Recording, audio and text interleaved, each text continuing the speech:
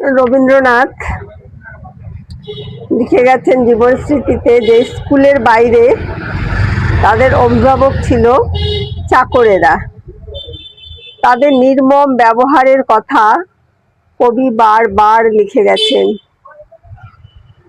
রাত্রে শোবার সময় ছাড়া সারাক্ষণই চাকরের তত্ত্বাবধানে বাইরেই কাটাতে হতো। স্নান, খাওয়া দাওয়া সবই চাকরের হাতে। ভাবুন কতটা অবহেলিত।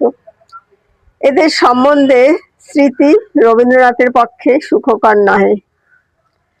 তারা নিজেদের কর্তব্যকে সহজ করবার জন্য চেষ্টা করত শিশুর খেলাধুলা দৌড়ঝাঁপ বন্ধ করে চুপচাপ বসিয়ে রাখতে।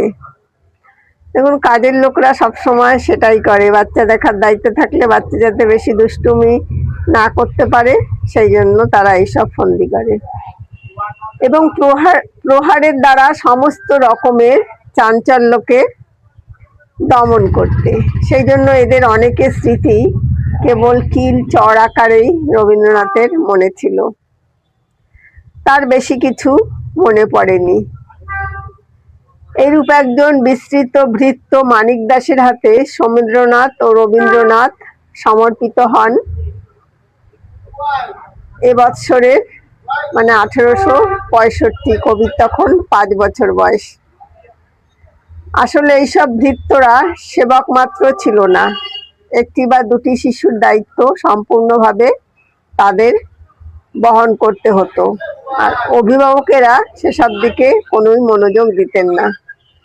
সুতরাং মাইনে করা চাকরেরা তাদের দায়িত্বকে সহজ করে নেওয়ার তাগিদে শিশুদের সমস্ত চাঞ্চল্যকে সম্পূর্ণ দমন করার সরল পথটি বেছে নিত। সুতরাং রবীন্দ্রনাথের ছোটবেলা কিন্তু খুব সুখকর ছিল না। মা বাবা স্নেহ ভালোবাসা থেকে বঞ্চিত। 15টি সন্তান সত্ত্বেও রবীন্দ্রনাথের বাবা বেশিরভাগ সময় বাইরেই কাটাতেন, আর মাও অধরাই ছিল তাদের কাছে।